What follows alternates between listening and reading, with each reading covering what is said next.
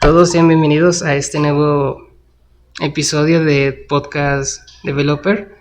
En esta ocasión estaremos hablando de las funciones y clases amigas y empezaremos definiendo qué es una clase amiga. Una función amiga también se le puede conocer como friend function y es una función que tiene acceso a los miembros privados o protegidos de una clase, incluso si esta no es miembro de su propia clase. Ok, si por ejemplo en el caso de C++, las variables de estas son privadas, es decir, una clase externa puede entrar a sus clases privadas o protegidas a través de esta función. Para empezar, diremos cómo se puede crear una clase en C++. En la sección de arriba a la izquierda hay una pestaña llamada File, que se le puede, ahí si le desplegamos, podremos ver New, y ahí se despliega otra ventana y podremos ver Class. Si le damos ahí, veremos una ventana y arriba nos aparecerá Class Name. Ahí es donde tendremos que poner el nombre de la clase. ¿Sí? Aquí es donde pondremos nuestros métodos y atributos de la clase derivada. Y para declarar una función o una clase como friend,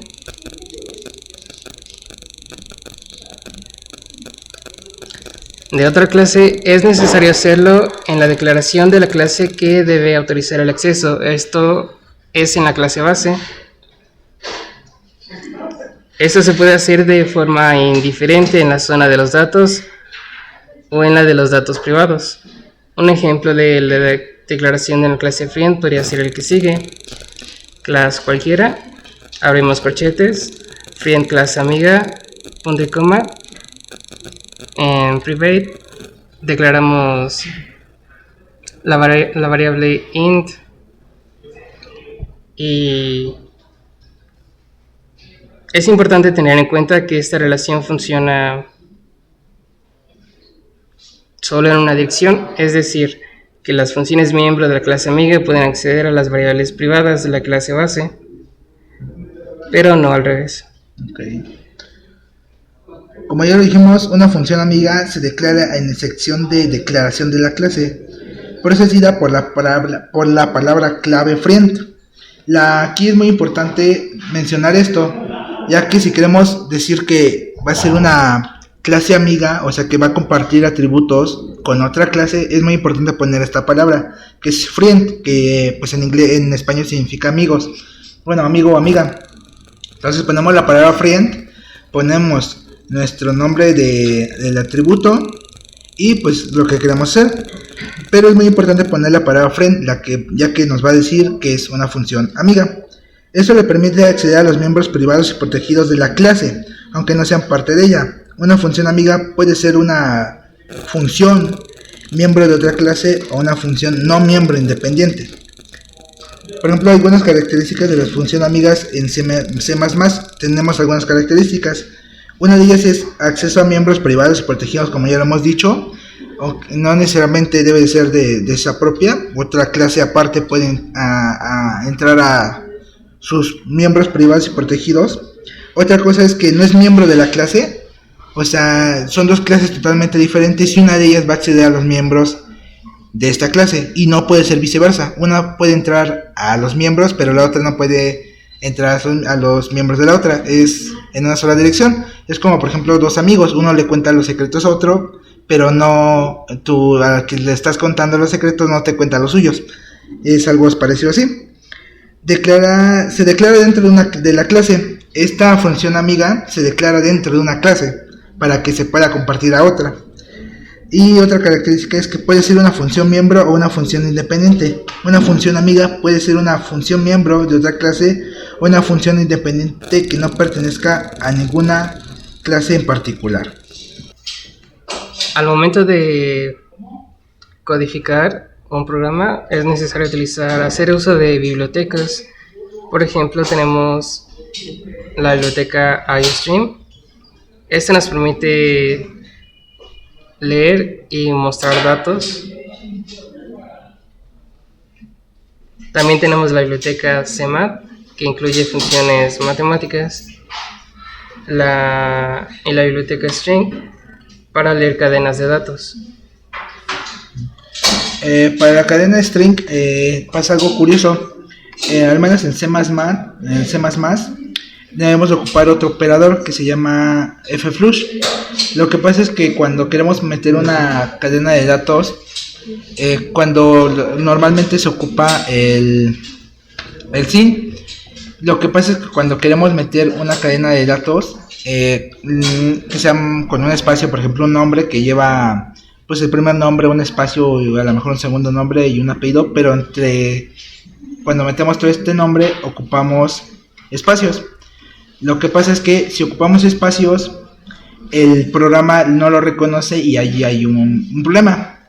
Entonces lo que ocupamos es un string. El string lo que hace es nos ayuda pues a meter una cadena de datos sin problemas. El caso es que cuando queremos leerlo pues necesitamos el fflush, porque si lo metemos directamente así no nos leerá bien lo que ingresemos. Entonces tenemos que ocupar la variable fflush. Espérame, que aquí no tengo. Y para hacer uso del fflush debemos también utilizar debemos incluir la biblioteca stdio. Y para eliminar el buffer del teclado hacemos uso de la función fflush.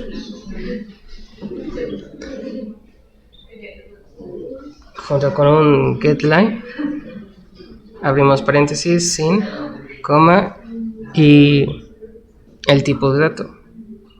Para hacer uso de esta función especial, también tenemos que agregar la biblioteca stdio.h para que el programa no nos marque un error al correr el programa. Entonces, para poner una función amiga en C++, o al menos en C++, necesitamos tener primeramente dos clases, ¿sí? Y una de ellas es la que va a tener la función amiga. Esta clase que tenga la función amiga le va a compartir datos a otra clase. Por ejemplo, tenemos una función que se puede llamar amigo y una que se llama amiga. Amigo le puede compartir sus datos privados y protegidos hacia amiga, pero amiga no le va a poder compartir sus datos privados hacia amigo, ¿sí? Entonces, una vez hecho esto, la sintaxis es muy simple. Ponemos friend, el nombre de la clase y el método que queremos poner. Por ejemplo, podemos poner dentro de nuestra clase un método que haga una suma. Entonces tendríamos que poner friend, el nombre de la clase, que por ejemplo puede ser amigo, y suma. Y dentro de esa clase estamos diciendo que tiene un método amigo que le va a compartir la suma hacia otra clase. En el ámbito de la programación se usa mucho algo conocido como diagrama de clases. Estos diagramas son útiles ya que nos permiten trazar la estructura de un sistema, modelando sus clases, sus atributos, las operaciones a realizar y las relaciones que hay entre los objetos. Los componentes básicos de un diagrama de clases son la sección superior, que contiene el nombre de la clase. Esa sección siempre es necesaria ya que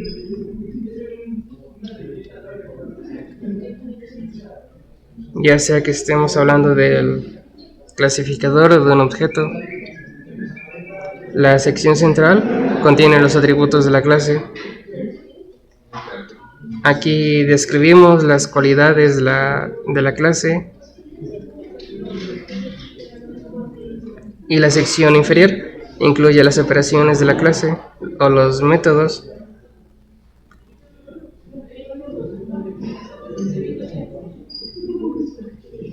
Esto está organizado en un formato visual descendente. Cada operación requiere su propia línea. Las operaciones describen cómo una clase puede interactuar con los datos. Los beneficios de el diagrama de clases serían ilustrar modelos de datos para sistemas de información, sin importar qué tan simples o complejos sean, y permiten comprender mejor la visión general de los esquemas de una aplicación. Al momento de leer un diagrama de clases podremos ver que predominan tres símbolos: el signo de más. Cuando aparece el signo de más, el diagrama nos indica que deberemos declarar métodos en la sección pública. Cuando leamos el signo menos, deberemos de declarar atributos en private y un signo de gato para datos en la sección protect. Todas las clases poseen diferentes niveles de acceso en función del modificador de acceso. Un diagrama de clase nos puede ayudar mucho para organizar las ideas de cómo es que vamos a estructurar nuestro programa. En este caso, también dentro de nuestro diagrama de clase podemos encontrar la palabra friend, que nos va a hacer referencia que va a ser una función amiga. Dentro de nuestro diagrama de clase nos puede decir mucha información. Una de ellas, una de la información más valiosa que nos puede decir es el tipo de clase que va a ser. Si va a ser de herencia múltiple, herencia de nivel múltiple, de herencia simple o de una clase derivada. Esta información nos las puede decir nuestra diagrama de clase, y por lo cual es muy útil para ocuparlo, sobre todo pues a la hora de programar. Podemos realizar un ejemplo. En este caso vamos a crear una clase que se llame vector, como ya lo mencionamos en file, en new class, y en class name pondremos vector. Después nos aparecerá una parte que se llama public, una public, protect y private. En el public es donde se tendrá que agregar la clase amiga. Estamos en el archivo de encabezado, en la sección public. Aquí declararemos los métodos de la clase, así como las funciones amigas. El método constructor, tendremos un método constructor por omisión y otro parametrizado. El parametrizado tendrá dos entradas que serán de tipo float. También tendremos un método void para leer los datos del vector, y declararemos 5 funciones amigas para suma, resta, producto, la norma y mostrar datos del vector. Estas 5 funciones amigas las podremos compartir si queremos a alguna otra clase.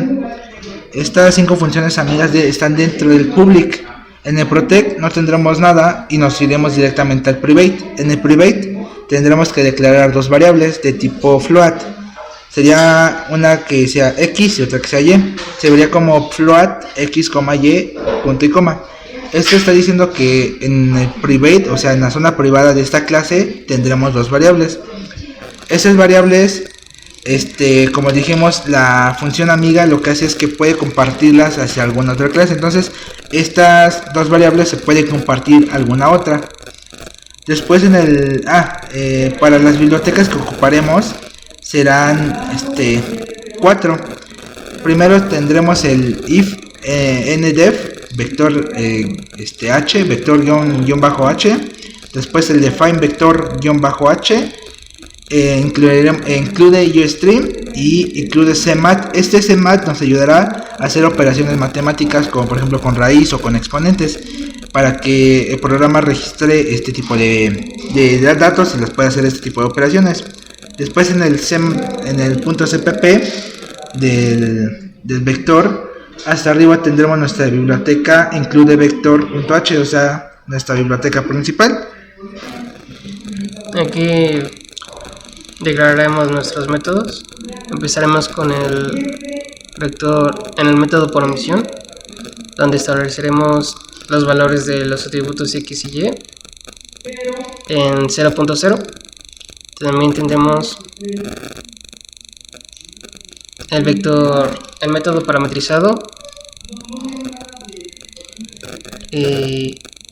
para inicializar los atributos, el método destructor el método void para leer datos, el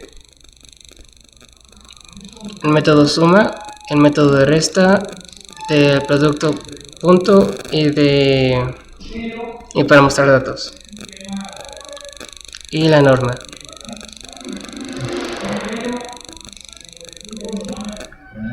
Dentro de cada uno de estos métodos tendremos que poner las operaciones correspondientes para poder realizar las operaciones que nos despliegue un dato.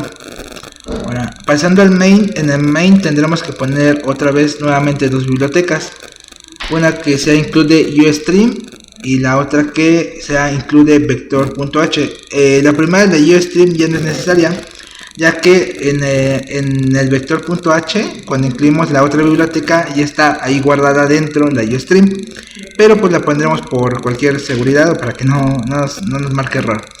Después tendremos que poner el using namespace std, y ahora sí ya nos viene nuestro int main. Dentro del int main ya tendremos que poner nuestras funciones o nuestras clases para llamar a nuestros métodos y que hagan el proceso de las operaciones. En el int main empezamos.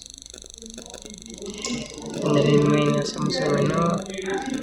En el int main hacemos un menú haciendo uso del bucle switch, y empezaremos mostrando las opciones al usuario, que serán la suma, la resta, el producto punto y la norma entre vectores. Dependiendo de su elección, lo guardaremos en una variable. Esta variable la pondremos en el switch. Este dato nos permitirá elegir qué pasos deberá seguir el programa. Por ejemplo, para el método, si elige la opción 1 que suma, el programa empezará leyendo los datos, solicitando los datos, y procederá a usar el método vector suma, y finalizaremos con el método de mostrar suma, de mostrar datos, y así con todas las demás opciones. Por ejemplo, para el vector resta, lo que hará es pedir el vector 1 y el vector 2 y mostrar estos vectores. Después lo que hará es la resta de estos dos vectores y nuevamente llamará a la función mostrar vector para mostrar ahora el vector resultante de estos dos. Y por ejemplo, para el producto punto es un número. El producto punto es un número, no es un vector. Entonces lo que tendremos que hacer es que el resultado de nuestro vector por vector, producto punto con nuestro vector, lo tendremos que guardar en una variable, no en un vector. Entonces nada más tendremos que definir una variable de tipo float o tipo int para guardar este número y después desplegarlo como cualquier variable. Esa es la forma para crear un programa con funciones amigas. Eso es lo que hace, pues, compartir los datos de su private hacia otras clases. En conclusión, las funciones amigas nos permiten acceder a los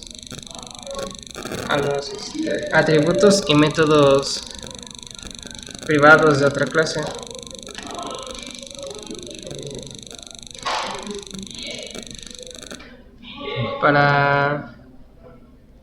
Al momento de codificar el programa, también tendremos que hacer uso de bibliotecas como iostream, cmap o la biblioteca Studio para cuando queramos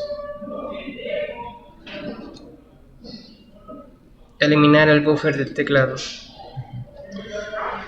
Este tipo de funciones son muy ocupadas al momento de que tengamos muchas clases y queramos organizar mejor la información de una forma más sencilla, ya que como tendremos muchas clases tendremos muchos tipos de datos y esto nos ayudará a que, pues, sea más sencillo al momento de codificar. Entonces, como conclusión podemos decir que lo más importante de las funciones amigas es que comparten sus datos privados o protegidos de una clase hacia otra y no es recíproco. Es decir, una clase comparte a otra, pero a la que se le comparte no comparte hacia no se los devuelve. Y bueno, con esto acabamos el día de hoy con este episodio pequeño pero muy nutritivo sobre Developers Podcast sobre funciones amigas. Espero que les haya gustado y cualquier duda ahí en los comentarios.